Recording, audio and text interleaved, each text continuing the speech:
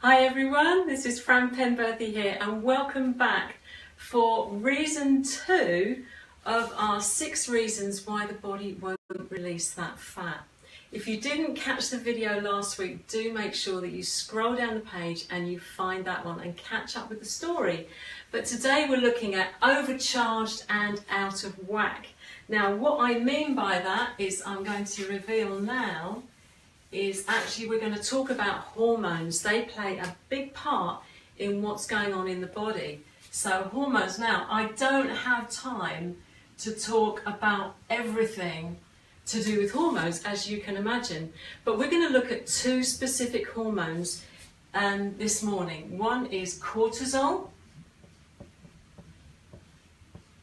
and the other is leptin. Now, cortisol is part of our stress reaction. You know, it's part of our fight and flight. If there's any kind of physical danger, then the stress reaction kicks in and it's to enable you to run or to fight, to get you out of that danger.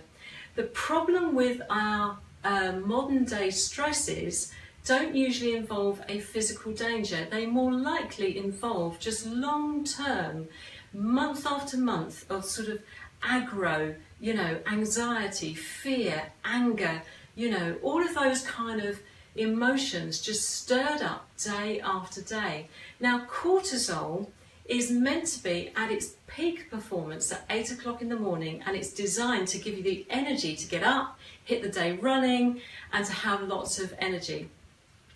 But if you are going through that long-term stress day after day, regardless of whether it is external forces or internal forces, it doesn't make any difference, then cortisol is just being pumped out continually at high levels.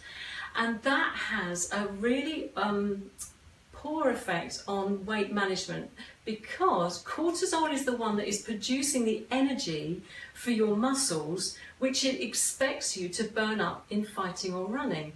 But if you are not burning that fuel up, what happens then is that it gets restored in the body as fat. And what happens is it gets stored around the middle because it's staying close to the liver. So if you're finding that as the years go by that maybe you're just getting more into that apple shape, where it's more of a tummy or it's around the middle, then cortisol may well be playing a part in that. So you really need to have a good look at what your stress levels are, and if there's anything that you can do to bring those stress levels down so that your cortisol levels can come down as well. Now, I have actually done a whole video on cortisol in the past, so you might want to just scroll back through the archives, see if you can find that one, because I've got more information on cortisol in that video. But now with leptin. Now, leptin is part of our hormones that are to do with whether we feel hungry or whether we feel full. Leptin is the hormone that says to you, you're full, you can stop eating. The opposite hormone to that is ghrelin, which is the one that says you're hungry, go and grab something to eat. Now, there's a lot I can say about leptin. It plays a big part wherever obesity is involved. But I'm going to dedicate a whole video to that in the future because I think it's worthy of that. So I'm just going to pick on one aspect of leptin this morning, and that is that there is an ingredient that is in so many of our processed foods, and it's called high fructose corn syrup. Now, a 2004 study found that high fructose corn syrup actually disrupts the ghrelin and the leptin. It means that they're not working properly, and we start to get the wrong signals from those hormones.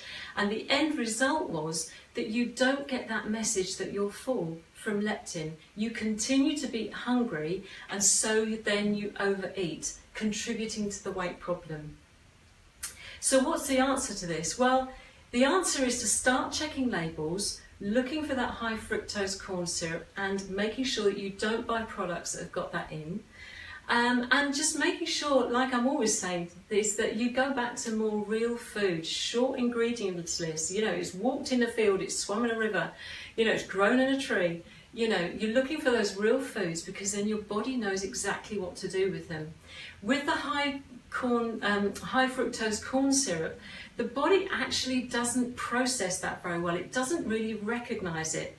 And anything that the body doesn't recognize, it actually just stores as fat because that is keeping it safer. It sees it as a threat and it stores it as fat. So there's a double whammy with the high fructose corn syrup.